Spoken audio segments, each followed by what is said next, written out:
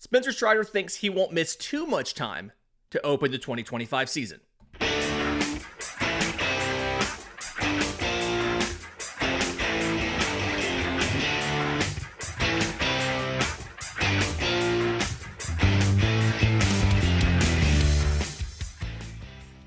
Yes, welcome on in to Braves Today for Thursday, December 19th, your source of news, notes, and updates on your Atlanta Braves. I'm your host, Lindsay Crosby. You can follow me on Twitter and Blue Sky at Crosby Baseball. You can follow the show on Twitter, Braves_today. We have a Facebook page and Instagram as well, and you can find all of my written work. BravesToday.com is the Braves Today Substack, as this is both a podcast and a newsletter. And as we continue looking at this offseason and waiting for the Braves to do stuff, right? One of the questions has been the rotation. We've identified a bunch of names that could have a role and will make starts in 2025. But the big question was going to be, who is going to break camp as the fourth and fifth starters behind your locked-in, barring health, your locked-in trio of Chris Sale, Ronaldo Lopez, and Spencer Schwellenbach. And I think it was last week on the show, I threw out that my expectation was Ian Anderson and Grant Holmes, because they were the two guys who were out of options and you needed to get them onto the major league roster. And obviously Holmes has been a reliever before and you could throw him in the bullpen, no problem. Ian Anderson's the big question there. But it may not matter that long into 2025 because Spencer Strider could be back rather early. Earlier this week, he went on the Casa de Club podcast. That is former MLB pitcher, two-time Cy Young Award winner Corey Kluber, and former Arizona Wildcat Tyler Casagrande. I think it's Casagrande. And they talked to Strider about the injury, what happened, when he should come back, about being in Atlanta, everything else. It's a really good conversation. So if you have some time, go check out the podcast. We'll link it on YouTube. We'll put a card up here in the corner. I'll try to put a link to it in the episode description on both YouTube and audio to go listen to the interview in its entirety. But I did pull a couple clips that I thought were really interesting from Strider on what happened and all of that. So we're going to talk about the mechanics of the injury and how frustrating it is to hear as a fan how he got hurt. We're going to talk about his belief in the strength of the clubhouse and what those early extensions and what extending all those guys really can do for a team as far as chemistry and everything. But first, let's talk about that timeline, okay? Because they came down and just explicitly asked him how rehab was going and what he was thinking as far as a return. So here, in Spencer's own words, is when he's expecting to make it back into game action. Yeah. So the brace rehab is generally like 9 months to a year, it sounds like.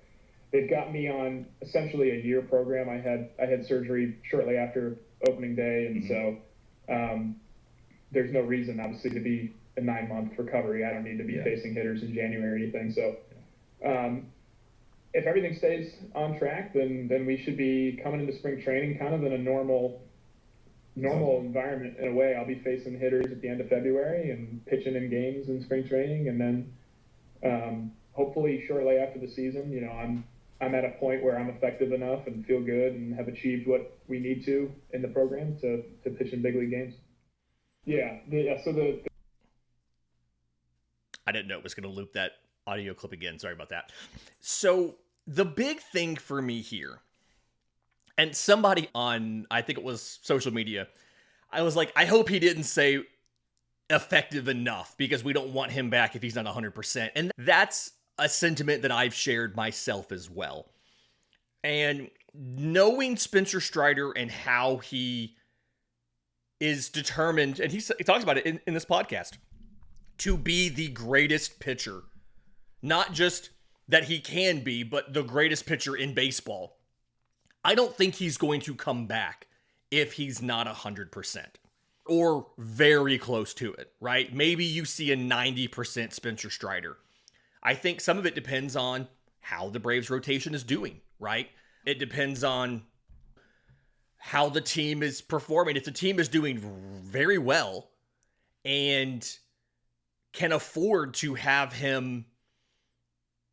See, that's where I'm torn, right? If the team's doing really well, is he comfortable coming back at less than 100% because he has the runway to figure it out, or does he not want to ruin a good thing? I'm assuming he's not going to want to ruin a good thing, and he would wait to come back. But if the team is struggling, the pitching's collapsed, there's injuries or whatever, does he try to come back early and say, hey, 90% of Spencer Strider, 85% of Spencer Strider is better than 100% of random player here, right? The first name I thought of was Alan Winans. That's rude to say that. But I think most people would rather have 90% of Spencer Strider than, if he can start, have him start over a guy like an Alan Winans or Darius Vines or whatever. So I know players are like the most optimistic here, but the big takeaway for me in that was the organization has him on a 12-month timetable to return. And he clarifies a couple times in this. He's like, I'm not a doctor. Like, I am not a medical professional. This is all like what people have told me. I can only relay what's been explained to me, but he's on he's working off of the longer end of that time frame, right? 9 to 12 month recovery. You can make it back in 9. He's shooting for 12 because he had the surgery soon after opening day, right? So that's where I am. That's probably, not having seen the medical reports, that's probably the reason why we got the initial report that he was not going to be ready for opening day. Because if he had the surgery 3 weeks after opening day and he's on a 12-month time frame, he's ready 3 weeks after opening day. I don't expect the Braves to accelerate that, though. Now, there is the possibility, let's keep in mind, he did say he'd be facing hitters the end of February and then pitching in games and spring training.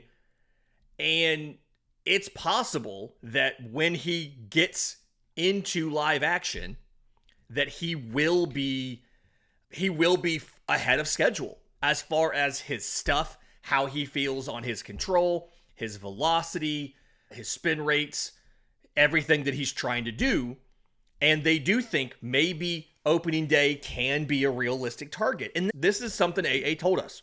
When we met with AA the week that Atlanta was eliminated, that Friday press conference after the San Diego series, he said that we just aren't going to know a whole lot more. We'll get a lot more information when they report for spring training in February. And so that's where I am. Even hearing from Spencer, I see no reason to assume the time frame is going to be different than the 12 months. But I think a small part of me is holding out hope that, hey, you can come back in 9. So maybe when he gets here in spring and he's a little farther ahead than maybe the initial plan was, maybe they look to see, can he make the opening day roster? I don't know. I don't want to bank on that, but it'd be nice to think about. I do want to also, I'm trying to avoid playing too many clips from this. I do want to encourage you to go listen to the actual podcast, right? Like, I don't want to play so many clips from this that there's a copyright claim from the Casa de Club people. But he did talk about signing the extension with Atlanta and how things like that have given them have brought them close and helped them build a contender. And so when he talks about coming back for 2025, something that Strider specifically mentions is how they're already discussing. The players are already this offseason discussing what they're going to do in spring training, what the upcoming season's going to look like, and how this team can be competitive. And he acknowledges that this is a World Series contender. Like, they are not in a situation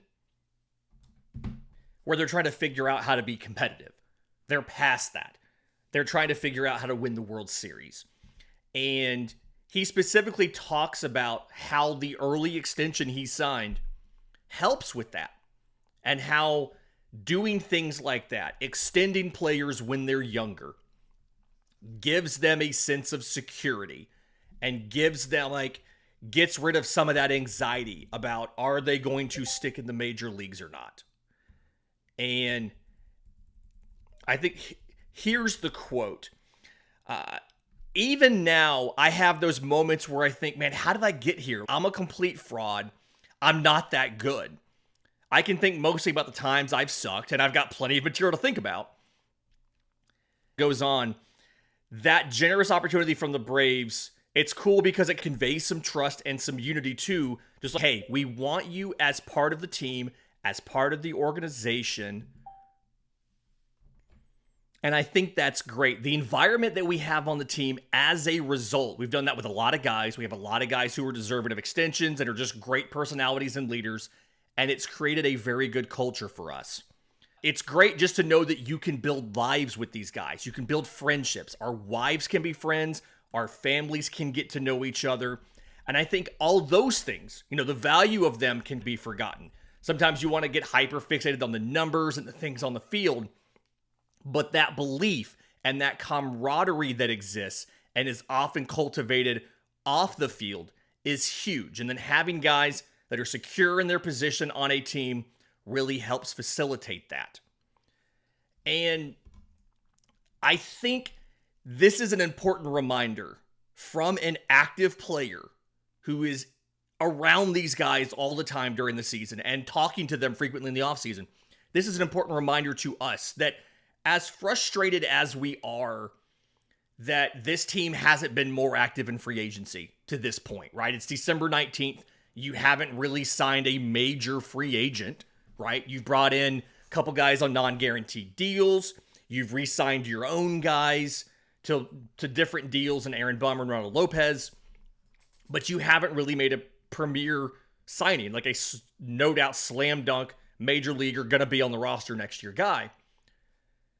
This is already one of the better teams in baseball. And we hyperfixate on, you need a left fielder. You need another reliever in the bullpen. You need another starter, which this show makes it sound like Spencer Strider doesn't necessarily know if we need another starter.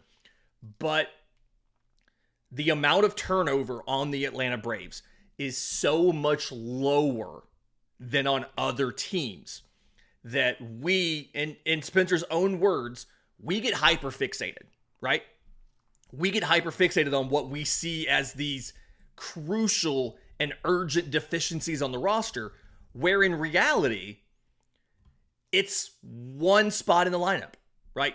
Your left fielder is one spot in the lineup, and you're rolling out a pretty good 1 through 6 with some guys at potential, and when Jared Kelenic probably starting in right field as of now, maybe, and Sean Murphy and Orlando Arcia. Arcia's had his struggles, obviously, but your core that you're working with is a pretty solid core with Matt Olson and Ozzie Albies and Austin Riley and Michael Harris, and at some point in time in the first half of the year, Ronald Acuna Jr., right? Your core is still pretty healthy.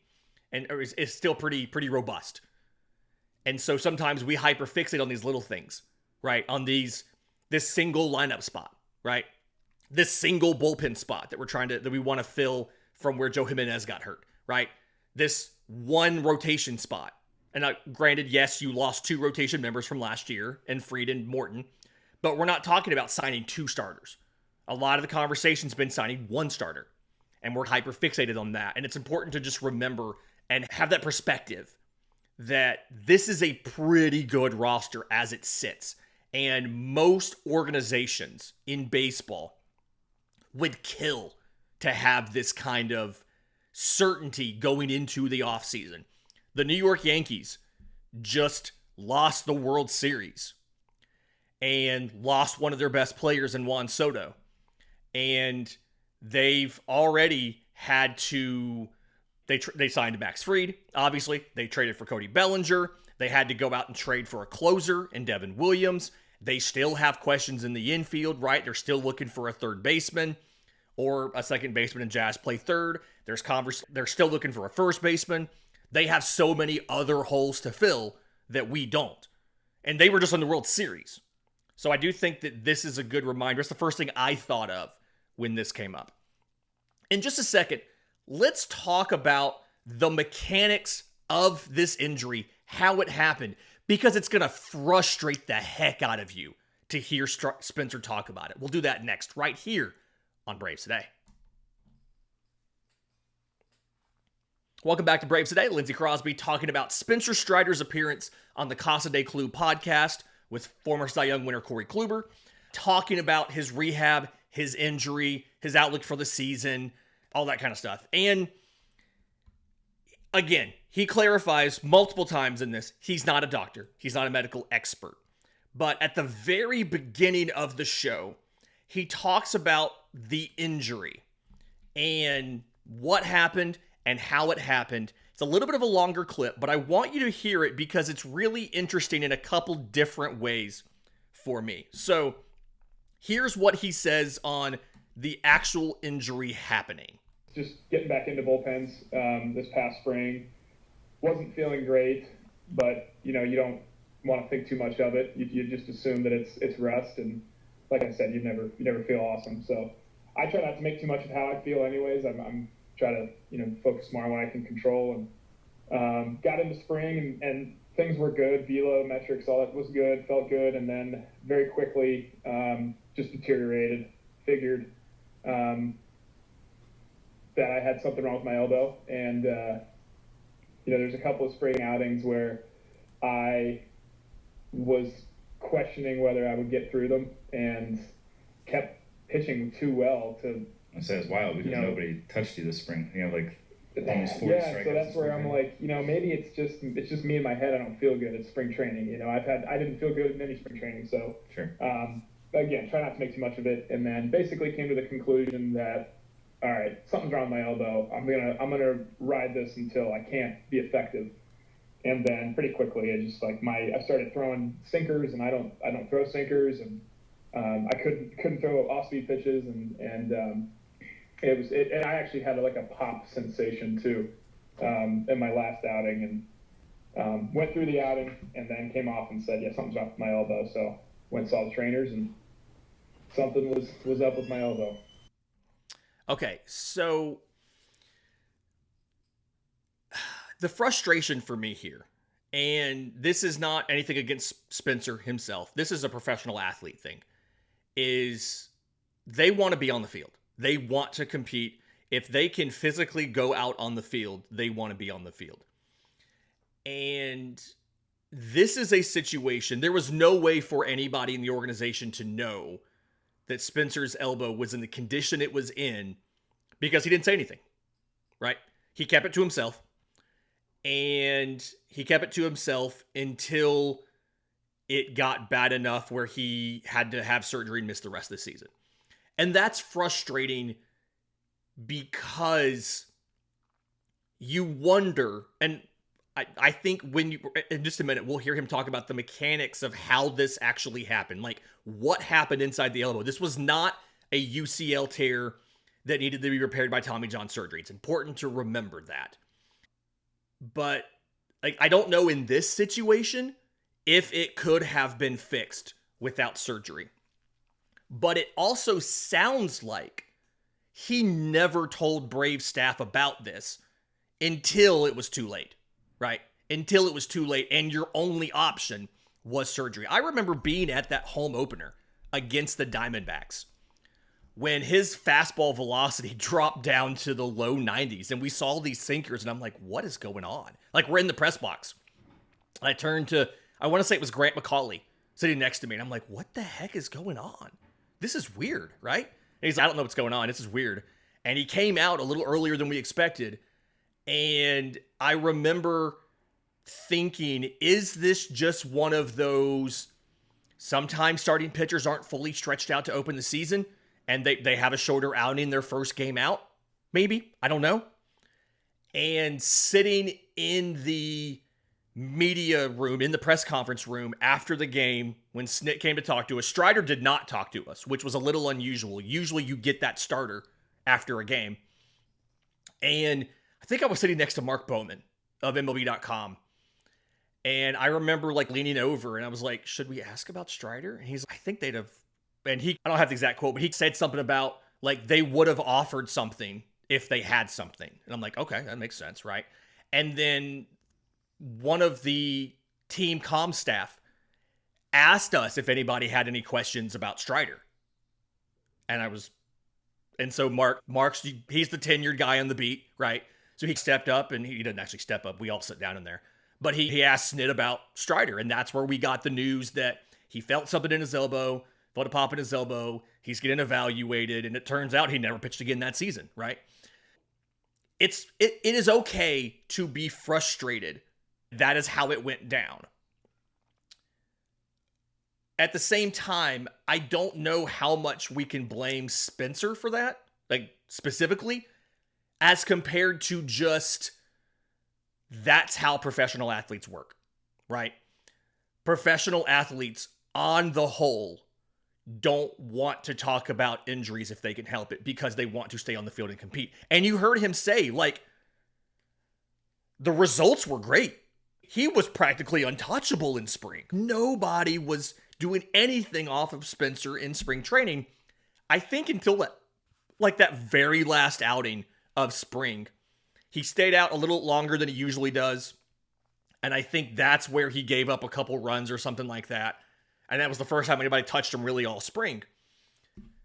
But in retrospect, hearing from him about the injury, I don't know if any sort of early interventions would have actually helped to prevent this and prevent him from needing surgery. Let me play you that clip real quick, where he goes in here, and right before where I started the clip, he clarifies again, he's not a doctor, he's not a medical expert, he's just relaying what he's been told. When I had Tommy John in 19, so I had a tendon, they transposed it, turned the ligament, whatever. And when that happens, your body sends calcium and all kinds of stuff, responding to try to heal that area.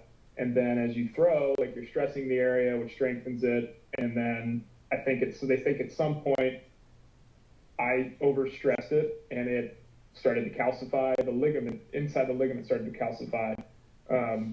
That's what they call an ossicle, which is like a bone growth inside a ligament, I think.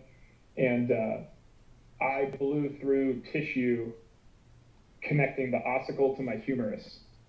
And so I had this like quasi ligament essentially that I blew. I didn't hurt my ligament, but it was atrophied as a result. And so that's what was making me experience these UCL injury type symptoms, and which turned out to be, for having to be injured was the best case scenario because I didn't need TJ. They did the brace repair, and everything's feeling and looking great to this point. When I had Tommy John in 19. So Strider's kind of explaining the thing there. And clarifying again, it was not Tommy John surgery, right? His UCL was intact. He says, my ligaments, I didn't hurt my ligaments, right? What was put in the repair in 19, that ligament that was transposed in there to help stabilize the joint and everything, that one was damaged and everything because of, in essence, a bone spur, right? Calcium collecting inside the ligament and then breaking and all of that stuff. So that's what it was. Mechanics are weird. But what I find really interesting with this whole process is he talks in the show about some of the different things that are causing all these elbow injuries in baseball compared to 20 years ago, right? They ask him about it. And he talks about there's no simple explanation, right? Like the pitch clock, not the reason, probably plays a little bit of factor, right? Year-round training, not the reason, probably plays a factor. He does talk about effort, right? Throwing with effort. And he explains, and I'm going to read the quote here, that it's just he explains that the effort required for him is a little bit different than some other pitchers. You remember in that quote, You heard him say he overstressed that repaired area. Here's what he said about his effort levels. Quote, I don't consider myself who can go out and pitch below a certain level. I'm not redlining every single pitch, but I can't dip down too far. I don't have the skill set to do that. I don't throw a pitch that performs well when it's made contact with. Spencer's kind of explaining because the type of pitcher he is. He's a pitcher that gets elite backspin, so it's a four-seam profile there. He throws a slider off of that, and then he added a curveball. He's explained before, I wrote a great article, one of my favorite articles I've ever written, back when I was with Sports Illustrated, about his attempt, could he add a new pitch in the offseason? This was obviously before we found out he was adding one. He doesn't have the right movement profile to make a changeup be any better than what he already has, which is not that great of a changeup, really. It's fine. I like it, but he doesn't think it's that great.